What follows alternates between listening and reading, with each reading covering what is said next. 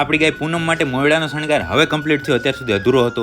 જય માતાજી મિત્રો. બપોરના પહોંચ્યા આપણે આપણી ગૌશાળે. ત્યાં હર્ષદ મને મોયડો બતાવવા માંડ્યો કે આમાં ખૂટતી વસ્તુ મેં બનાવી નાખી છે. નવી વસ્તુને બરાબર સમજવા માટે આ મોયડો આપણે ફરીથી પહેરાવવો પડશે પૂનમને. તો હવે આપણે પૂનમને મોયડો પહેરાવીને લઈ આવ્યા બરાબર પ્રકાશમાં, એટલે તમને બરાબર વસ્તુ દેખાય. પૂનમ આવી ગઈ બહાર ને હવે તમે પૂનમને બરાબર જોવો કે મોયડો છે, પણ મોયડો એટલો બધો ખાસ નહીં લાગતો. તો એનો એ જ મોયડો ખાસ લગાડવા માટે છે હર્ષદભાઈ લઈ આવ્યા કચ્છી ભરતકામ વાળી દોરી, અને એ દોરી આપણે બાંધી નાખી પૂનમના મોયડામાં. હવે તમે જોઈને કહો કે હવે આ શણગાર તમને કેવો લાગે છે. અને આ શણગારની અંદર પૂનમ એકલી ઊભી હોય તો પણ રૂડી લાગે. શણગાર તમે જોઈ લીધો ને પછી તો ફટાફટ હર્ષદભાઈ ઉતારી લીધો, કારણ કે આ બધું જૂનું થઈ જાય. પછી ત્યારબાદ સેમ બ્લોગનો દિવસ બીજો આપણે આવી ગયા હતા પાંજરા પર. અત્યારે એક ગાયનું આપણે ઓપરેશન કરવાનું હતું, અને આ છે એ ઓપરેશન વાળી ગાય. આની શિંગડાની અંદર હતું ઇન્ફેક્શન. પછી આપણે દર વખતે જેમ 2 કલાકની અંદર કરી નાખી ઓપરેશન, ને ગાય ઊભી થઈને હાલવા માંડી હતી વાળા તરફ. અને આ ગાયને જે ઇન્ફેક્શન હતું એ બધું રિમૂવ કરીને કરી નાખી એકદમ ઓકે રિપોર્ટ. પછી આવી ગયા આપણે ઘરે આવી થોડી વાર સૂતા હતા, અને સાઈડમાં હતા હર્ષદભાઈ ને એ પણ જૂના આખલાના અને ગાયના ફોટા ગોતતા હતા, કારણ કે આપણે એક આખલાને લઈ જવાનું છે તરણેતર પશુ મેળાની અંદર, એટલા માટે એના માતા પિતાનું બનાવવાનું છે પોસ્ટર. તો એ પોસ્ટરનું કામ તો અત્યારે બાકી રહી ગયું ને અત્યારે પહોંચી ગયા આપણે આપણી ગૌશાળે. અને આપણી ગૌશાળે ચાલુ હતી પ્રેમવતીની દોવાઈ ને ઢીંગલી એને ધાવતી હતી. પછી મેં હર્ષદને પૂછા કરી લીધી કે આ ઢીંગલી કેટલું ધાવી છે, તો કે જ્યાં સુધી એને ધાવવું હતું ત્યાં સુધી ધાવી લીધી. પછી હટી, પછી હું દોવા બેઠો, પછી મેં ચેક કર્યું, અને આ બાજુ ભૂરી અને એની વાસળીની રમત ઉપર ચાલુ હતી. તો ભલે મિત્રો આજનો સરસ મજાનો દિવસ પૂરો, સરસ મજાનો વ્લોગ પૂરો. લાઈક કોમેન્ટ શેર કરવાનું ભૂલતા નહીં.